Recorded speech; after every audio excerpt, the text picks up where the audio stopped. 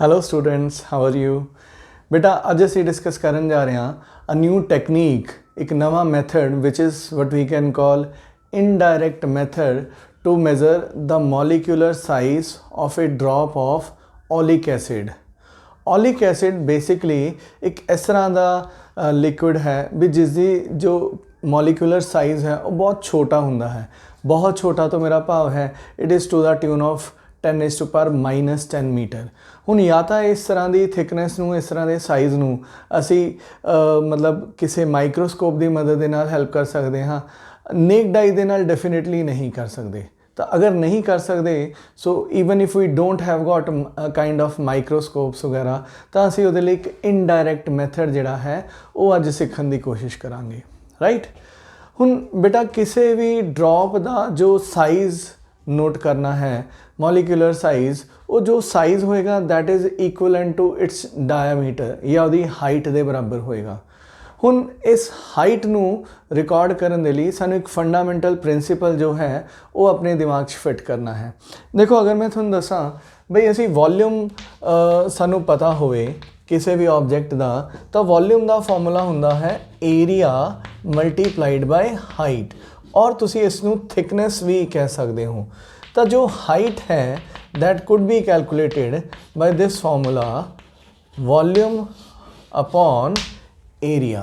Right, so what I mean to say कि मान लो अगर असी थिकनेस कैलकुलेट करनी है किसी भी ऑब्जेक्ट की, so if I know volume and if I know area I can easily find out the height या thickness. This is the first principle which we will employ जिहड़ा असी वरतांगे to measure the molecular size of oleic acid.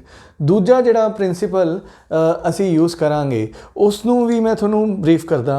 मान लो suppose साडे लवे बहुत सारे molecules ने इस तरह, और they are very closely packed with each other, एक दूजे दे नाल बहुत नेड़े नेड़े जुड़े हुए ने। इमेजिन लाइक दिस, है ना। हुण अगर मैं let us consider this is my hand और मैं ये मॉलिक्यूल्स नूं मेरे हत्थ ते रखां लाइक दिस और इन्हां नूं फैलन की परमिशन देवां, सो वट विल हैपन, ये सारे दे सारे मॉलिक्यूल्स इस तरह फैल जाएंगे या सारे दे सारे एटम्स इस तरह फैल जाएंगे। हुण अगर ये फैल गए तो तुसी देखो कल्ला कल्ला मॉलिक्यूल जिहड़ा है वो इस तरह आइसोलेट हो चुका है। और आ जो देखो दिस थिकनेस ये सिर्फ एक मॉलिक्यूल की थिकनेस है। अगर किसी तरीके में इस थिकनेस नूं रिकॉर्ड कर लवां so that will be very good for me. That is how we can estimate the size और thickness of a drop. Right, तो ये दो प्रिंसिपल्स जिहड़े ने इन्हां असी मुख रखते हुए let us try to discuss कि किस तरह असी ओलिक एसिड दी ड्रॉप का या एक मॉलिक्यूल का साइज़ जिहड़ा है वो रिकॉर्ड कर सकते हैं। देखो बेटा ये लई सब तो पहला जिहड़ा काम असी करांगे वट वी विल डू, असी एक टेस्ट ट्यूब लवांगे। राइट, इस टेस्ट ट्यूब दे विच we have added 19 ml of alcohol. देखो सब तो पहला I have taken a test tube which comprises of 19 ml of alcohol. Right, हुण एक होर टेस्ट ट्यूब लवांगे, this is another test tube. इस टेस्ट ट्यूब दे विच ओलिक एसिड है। Now this is oleic acid और ये 1 ml है। हुण इस 1 ml ओलिक एसिड नूं असी बहुत स्लोली इस 19 ml ऑफ एल्कोहल सॉल्यूशन दे विच डिप कर देंगे।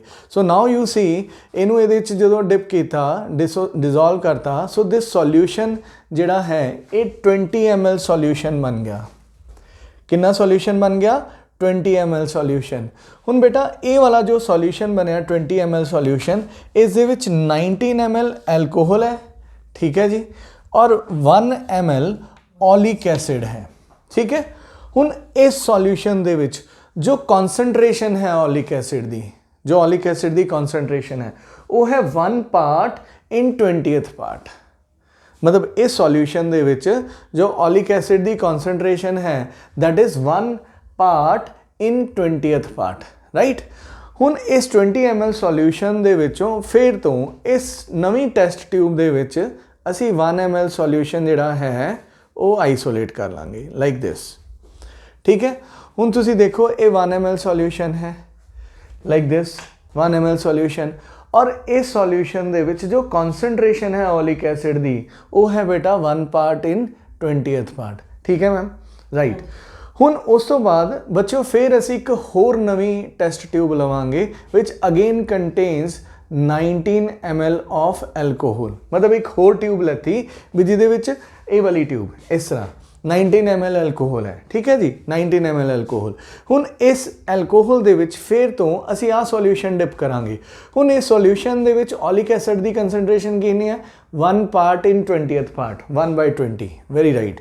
हुण इहनूं असी इहदे विच फिर तो डिजोल्व कर देंगे to make again 20 ml solution.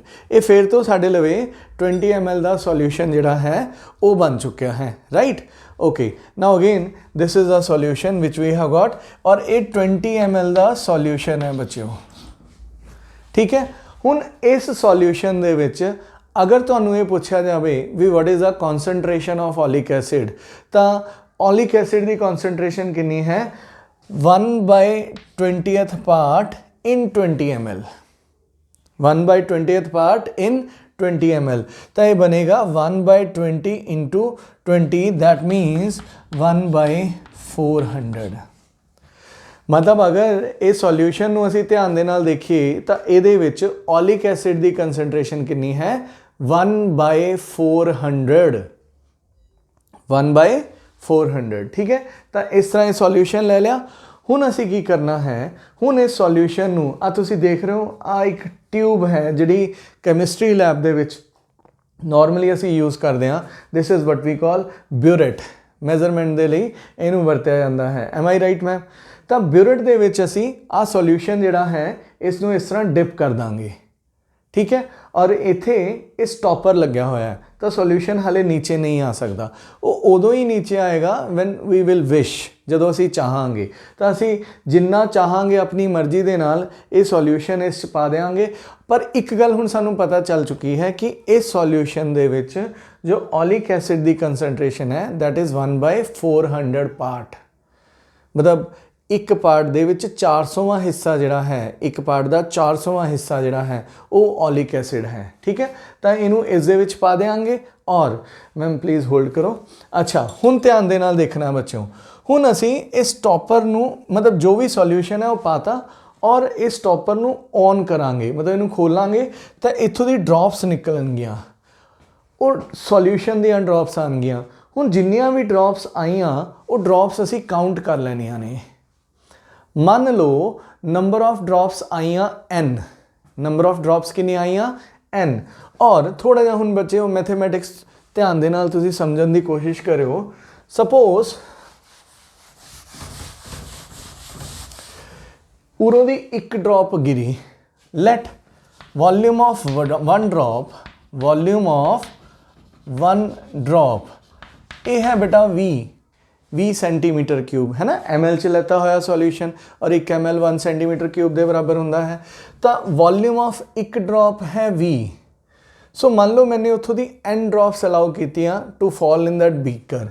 So therefore volume of n drops, volume of n drops कितना हो जाएगा NV centimetre cube let us say. ठीक है, ये असी रिकॉर्ड कर लिया उतों दी। और इस वॉल्यूम दे विच ओलिक एसिड कितना है, तो कॉन्सनट्रेशन ऑफ ओलिक एसिड जिहड़ी है, concentration of oleic acid that will be equal to NV/20 into 20। तो तुसी समझो भी this is the volume of oleic acid in whatever volume we have taken in this beaker. ठीक है, इत्थे तक आई होप तुहानूं सारिਆਂ ਨੂੰ समझ आ चुकिया कि किवें असी नंबर ऑफ ड्रॉप्स दे नाल ओलिक एसिड का वॉल्यूम जिहड़ा है वो कैलकुलेट कर लिया फॉर गिवन मैथड, राइट।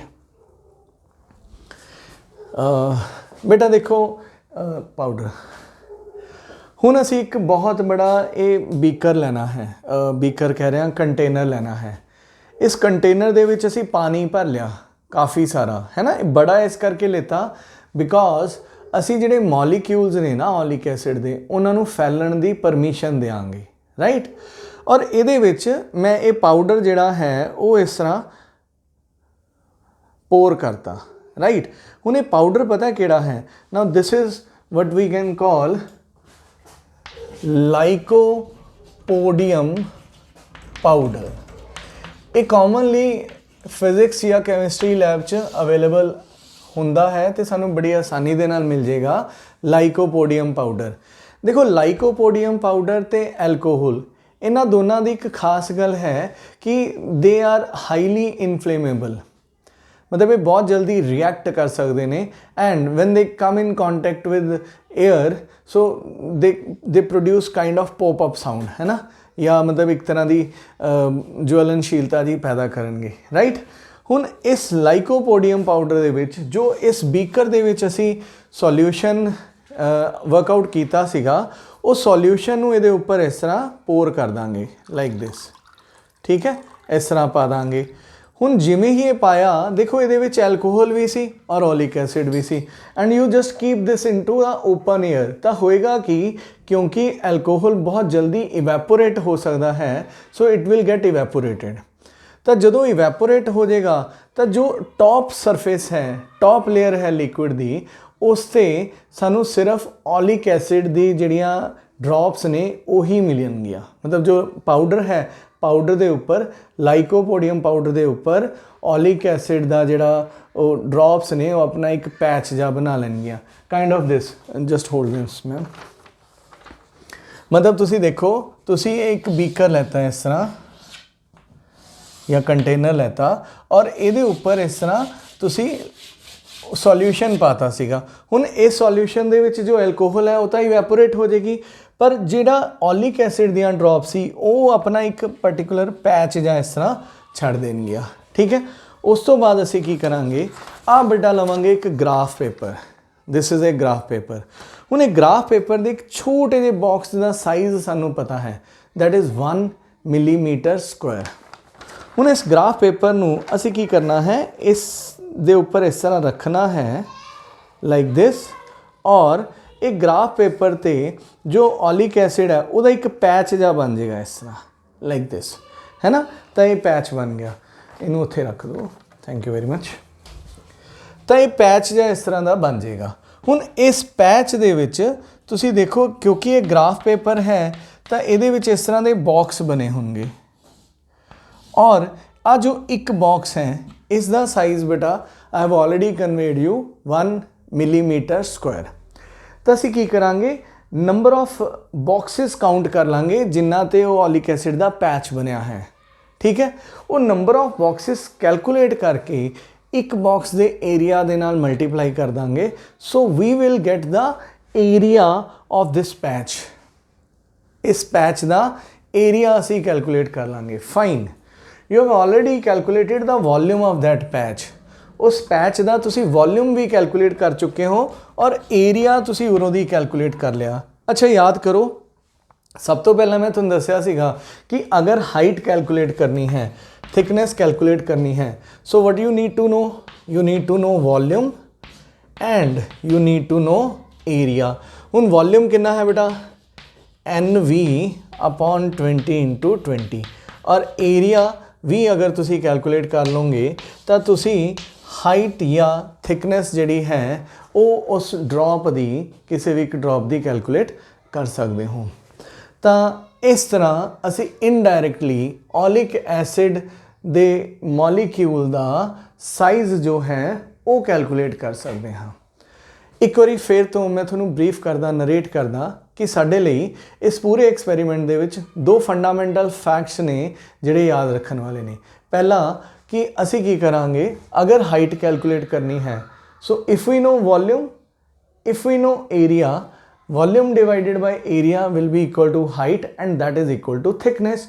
क्योंकि जिहड़ियां ड्रॉप्स ने ना we assume them to be spherical, तो वो हाइट होवे थिकनेस होवे किसी भी तरह ले सकते हैं, इट विल बी वन और द सेम थिंग।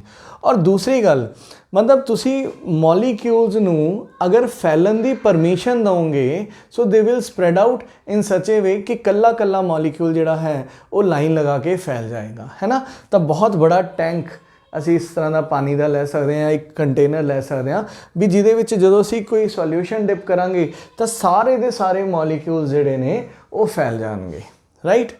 दोबारा तो सब तो पहला असी ਇੱਕ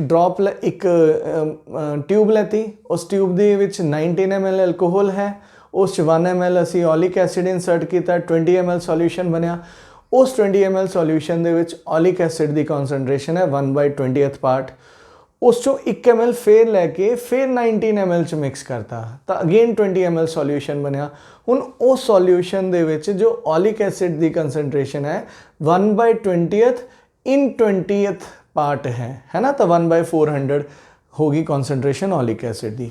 ਹੁਣ ਉਦੋਂ ਬਾਅਦ ਅਸੀਂ ਕੀ ਕਰਾਂਗੇ, ਉਹ ਜਿਹੜਾ ਸੋਲਿਊਸ਼ਨ ਹੈ ਉਸ ਨੂੰ ਅਸੀਂ ਕਿਸੇ ਬਿਊਰਟ ਦੇ ਵਿੱਚ ਇਨਸਰਟ ਕਰਕੇ ਨੰਬਰ ਆਫ ਡ੍ਰੌਪਸ ਕੈਲਕੂਲੇਟ ਕਰਕੇ ਨੰਬਰ ਆਫ ਡ੍ਰੌਪਸ ਦਾ ਵੋਲਿਊਮ ਲੈਟ ਕਰਕੇ ਏਰੀਆ ਦੇ ਨਾਲ ਡਿਵਾਈਡ ਕਰ ਦਾਂਗੇ। So will be able to calculate the height. ਸੋ ਬੇਟਾ ਇਸ ਤਰ੍ਹਾਂ ਅਸੀਂ ਇਹ ਸਾਰੇ ਪ੍ਰੋਸੈਸ ਨੂੰ ਐਗਜ਼ੀਕਿਊਟ ਕਰ ਸਕਦੇ ਹਾਂ। ਆਈ ਹੋਪ ਤੁਹਾਨੂੰ ਇਹ ਗੱਲ ਸਮਝ ਆ ਗਈ ਹੈ। ਅੱਜ ਲਈ ਇੰਨਾ ਬਹੁਤ ਹੈ। ਅਗਲੀ ਕਲਾਸ 'ਚ ਆਪਾਂ ਇਸ ਤੋਂ ਅਗਲੇ ਟੌਪਿਕ ਨੂੰ ਡਿਸਕਸ ਕਰਾਂਗੇ। Thank you very much. Have a nice day.